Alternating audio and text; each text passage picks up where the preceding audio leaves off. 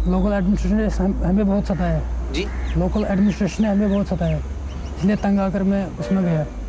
20 कश्मीरी पंडितों की हत्या कबूल करने वाला बिट्टा कराटे की ये असली कहानी बेहद ही खौफनाक है, जो सुनने के बाद आपके रोंगटे खड़े हो जाएंगे। आज इस क्राइम कहानी में बिट्टा कराटे की कहानी बताने वाले हैं। आखिर ये खूंखार इतना था जो अपने माँ बाप को भी अगर आर्डर मिलता तो वो मार डालता। तो चलिए इसकी स्टोरी शुरू करते हैं। आखिर बिट्टा कराटा ये है क्या? कश्मीरी पंडितों का दर्द फिर से सुर्खियों में है। उनका दर्द अब हर किसी के जुबां पे है, कहीं आंसू तो कहीं गम।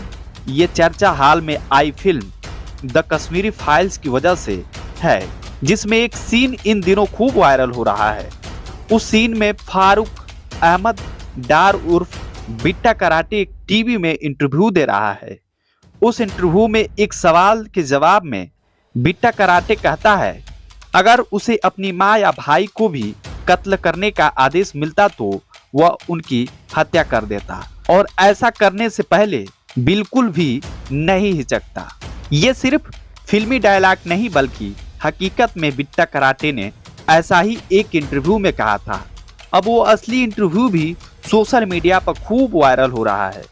ऐसे में अब ये लोग जानना चाहते हैं कि आखिर इतना कट्टर सख्त कौन है बिट्टा कराटे, जो कह रहा है आदेश मिलता तो अपनी माँ को भी मारने से नहीं कतराता। बिट्टा कराटे JKLF यानी जम्मू कश्मीर लिबरेशन फ्रंट का आतंकी रहा।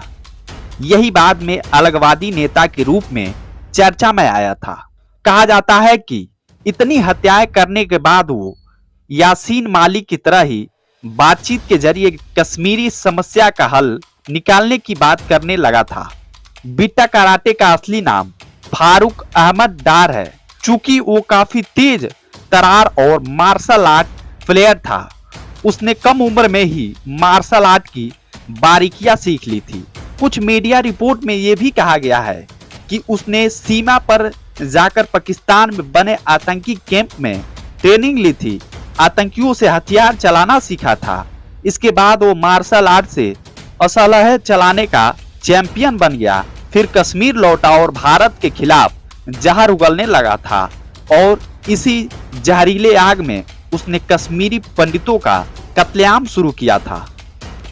कश्मीरी पंडितों के कत्लेआम करने के पीछे वो प्रशासन को भी जिम्मेदार ठहराता है। उसने कई मीडिया इंटरव्यू में वे दावा किया है कि लोकल प्रशासन के जुल्म से वो तंग आ चुका था, इसलिए आतंकी की राह चुना था। इसलिए वो जम्मू कश्मीर लिबरेशन फ्रंट में शामिल हुआ। फिर उसे लिबरेशन फ्रंट ने कश्मीरी पंडितों को चुन चुन कर हत्या करने का आदेश मिला था। उस आदेश को मानने के लिए कुछ भी करने को तैयार था।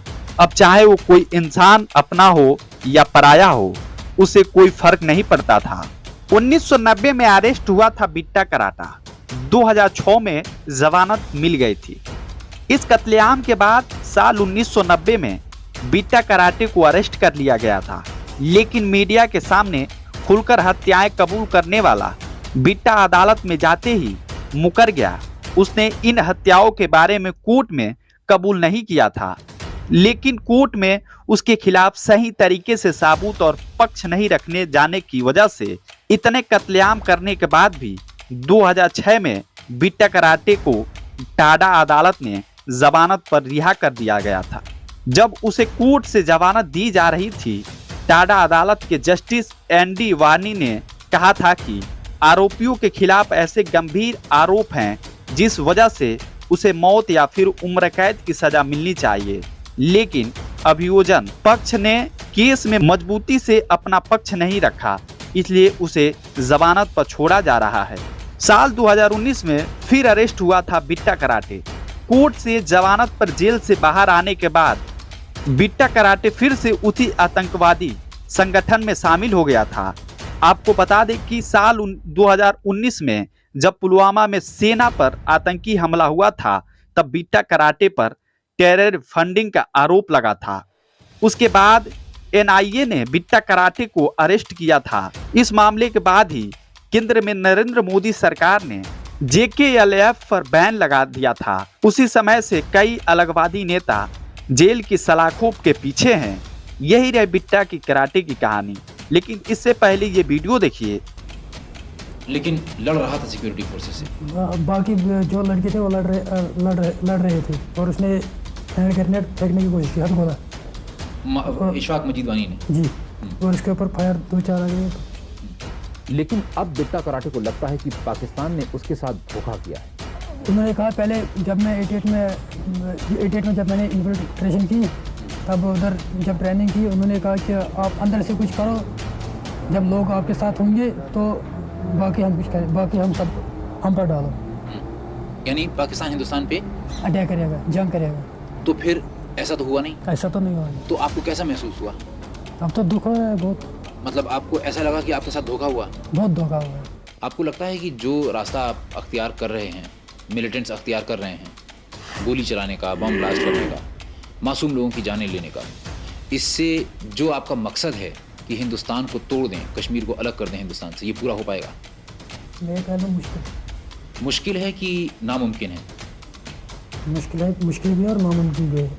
तो फिर क्यों आप लोग ये रास्ता अख्तियार कर रहे हैं अगर आपका मकसद पूरा नहीं होने जा रहा है? अब मैं मेरे भाइयों को ये चाहिए कि वो गवर्नमेंट से बातचीत करें। जो मिलिटेंट है उनको ये चाहिए कि अब गवर्नमेंट से बातचीत करें, क्योंकि उधर डकैती हो रही है, रैप्स हो रहे हैं। क्या हो जाए? रैप्स हो रहे हैं उधर। रेप्स हो रहे हैं? जी। किसके?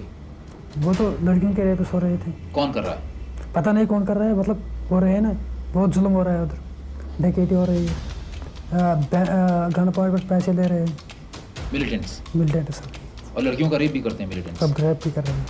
और लोगों के ऊपर ये भी दबाव डाल रहे हैं कि अपनी लड़की की शादी फलां से कर दो, अपनी लड़की की शादी फलां से कर दो। लेकिन उसके बारे में मुझे इल्म नहीं है। लेकिन ये आपकी जानकारी है कि मिलिटेंट्स लड़कियों को रेप करते हैं? जी, कर रहे हैं अब। और ज़ोर से पैसे भी, गन पॉइंट से पैसे भी ले रहे हैं। अब बिट्टा कराटे भारी संख्या में मिलिटेंट्स के आत्मसमर्पण के बारे में क्या सोचता है? सरेंडर कर रहे हैं, ठीक कर रहे हैं जी।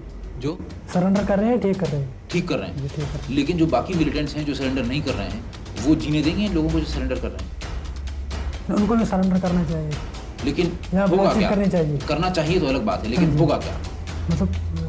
मतलब क्या वो सरेंडर कर देंगे सारे के सारे मिलिटेंट्स जो इस समय 3000 या उससे ज़्यादा मिलिटेंट्स हैं वैली में? नहीं जी, तो असलियत में होगा क्या? मैंने कहा तबाही होगी। क्या सज़ा होगी आपकी? जो देंगे वो भी मंजूर है। क्या लगता है आपको, क्या सज़ा होगी आपकी? हो सकता है उम्र कैद हो जाए, हो सकता है फांसी भी हो सकती है। ज़्यादा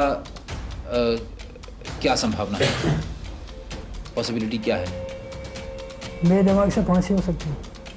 ये कहानी कैसी लगी, ये वारदात कैसी लगी बिट्टा कराटे के बारे में, एक बार कमेंट करके जरूर बताएं। अगर हमारे पहली बार चैनल पे हैं तो चैनल को सब्सक्राइब करना मत भूलें। चलिए फिर मिलेंगे किसी नए वारदात क्राइम कहानी को लेकर, तब तक ले देखते रहिए क्राइम कहानी। नमस्कार।